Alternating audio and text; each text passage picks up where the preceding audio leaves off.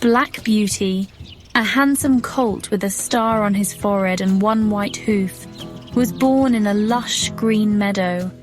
The meadow was a place of serenity and beauty, where the grass was always green and the air was filled with the sweet scent of wildflowers. It was a perfect place for a young colt to take his first steps and explore the world around him.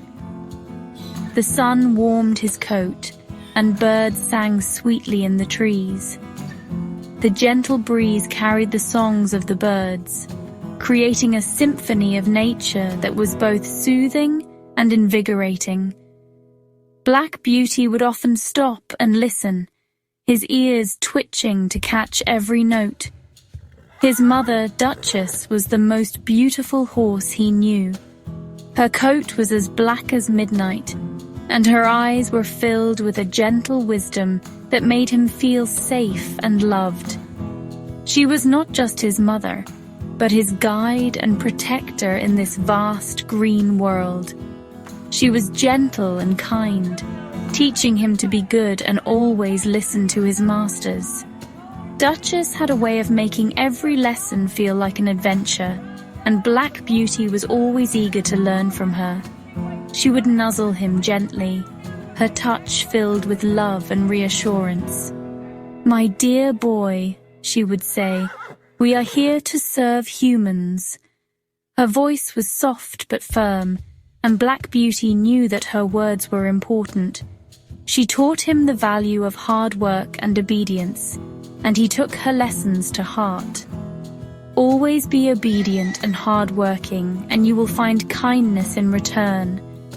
Duchess believed that kindness was a two-way street, and she instilled this belief in her son. Black Beauty learned that by being good and diligent, he could earn the respect and love of those around him. Black Beauty, eager to please, took these words to heart.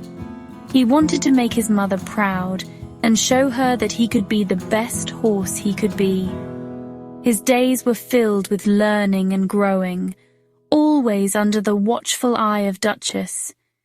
He spent his days frolicking in the meadow, learning the ways of the world from his mother. The meadow was his playground, and every day brought new discoveries. He would chase butterflies, play with other foals, and bask in the warmth of the sun. He loved the feel of the wind in his mane as he galloped through the tall grass. The sensation of freedom was exhilarating, and he would run as fast as his legs could carry him, feeling the power and grace of his own body. Life was simple, filled with joy and the warmth of his mother's love. The meadow was a haven, a place where he felt safe and cherished. Every moment was a treasure, and he relished the time he spent with Duchess.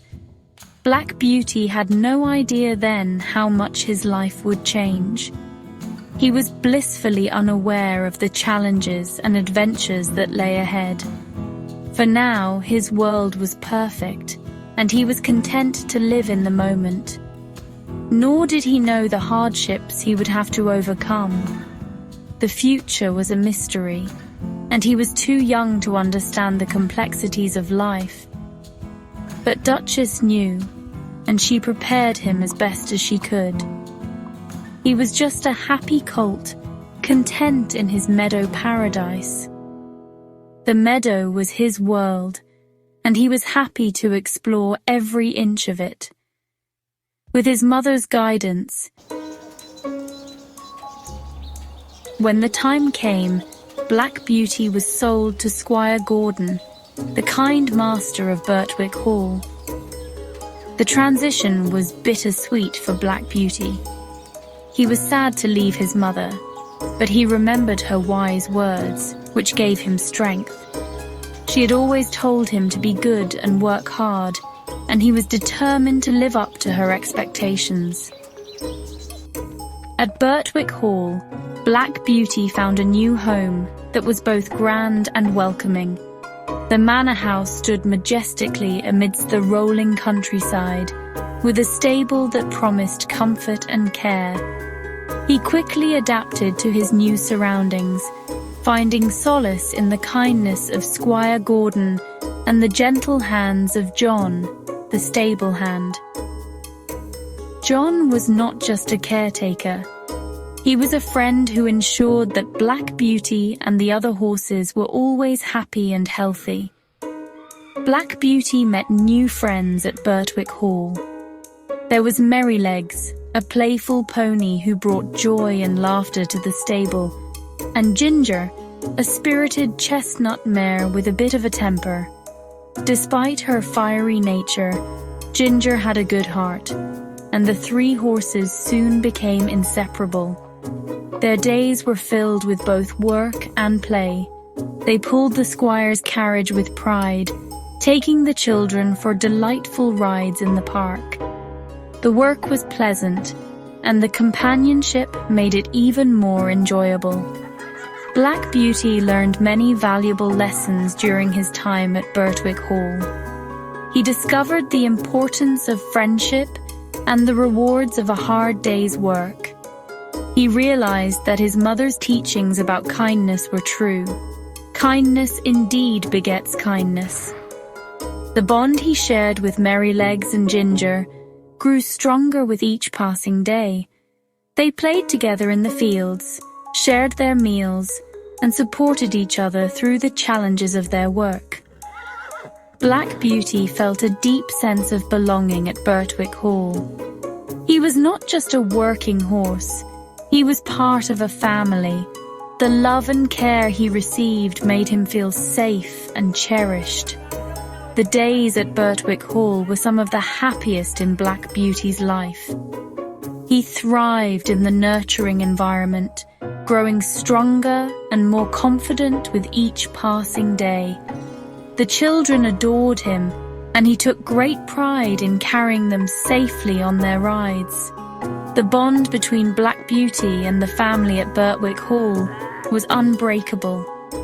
John, the stable hand, was a constant source of comfort. His gentle touch and kind words made all the horses feel valued and loved. He was meticulous in his care, ensuring that every horse was in the best of health. Black Beauty appreciated the attention and care he received. He knew that he was in good hands and that his well-being was a priority. Life at Berwick Hall was idyllic.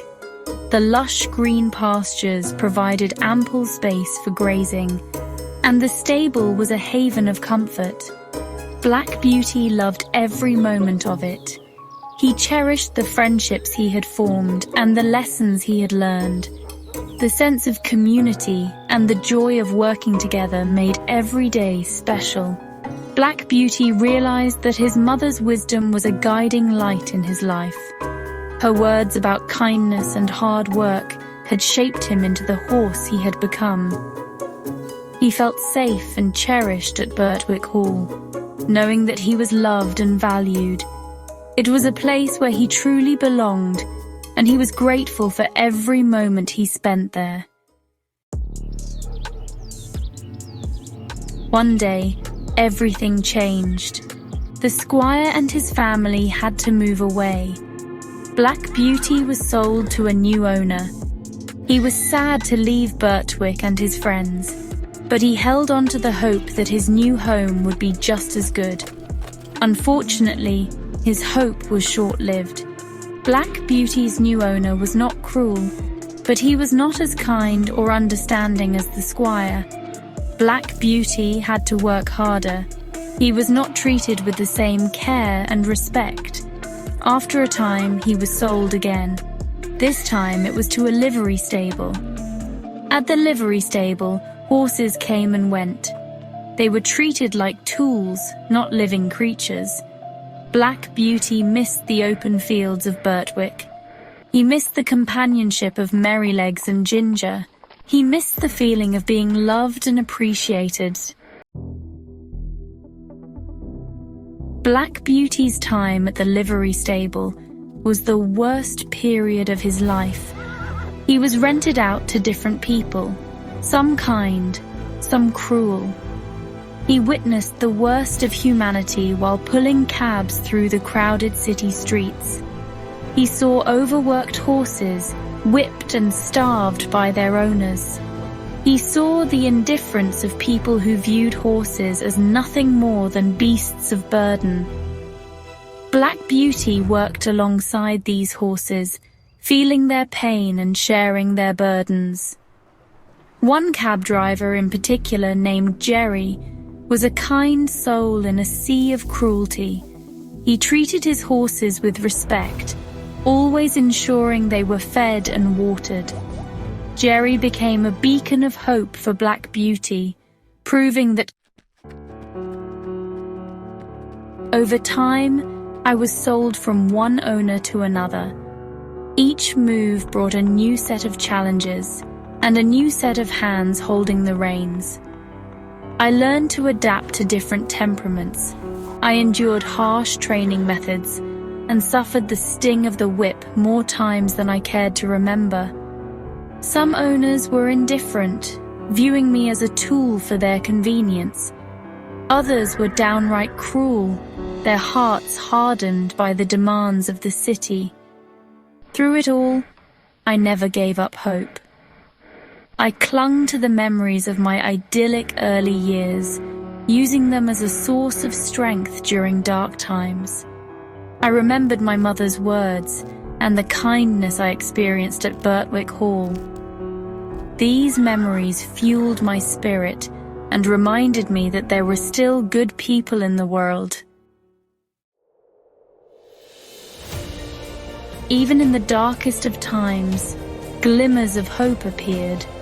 There was the farmer who, recognizing my weariness, allowed me to rest in the shade, and the young girl who offered me a piece of apple, her eyes filled with a kindness that mirrored that of my beloved John. These small acts of compassion, though fleeting, kept me going. They reminded me that even in a world that often seemed devoid of empathy, kindness could still be found in the most unexpected places. I learned that even a small gesture can make a big difference. I realized that the capacity for kindness existed in everyone, even if it was sometimes buried beneath layers of hardship and indifference. Years passed, and with each passing season I grew older and weaker. My once glossy coat became dull and rough.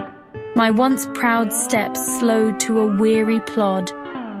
The hardships I endured took their toll, leaving me a shadow of the vibrant colt I once was. Yet despite the physical and emotional scars, my spirit remained unbroken. I never let go of the hope that I would one day find a place of peace and kindness, a place where I could live out my days with dignity and respect. My heart, though heavy with memories of hardship, still fluttered at the sight of a sunrise or the sound of birdsong.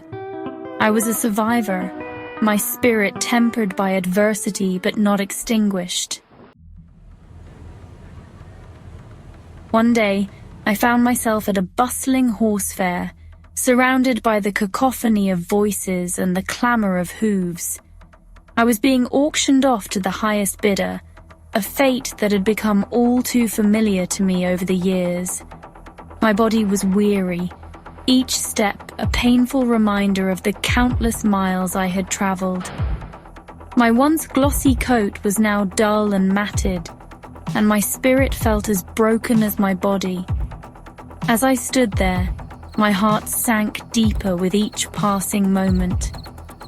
The thought that this could be my final journey weighed heavily on me.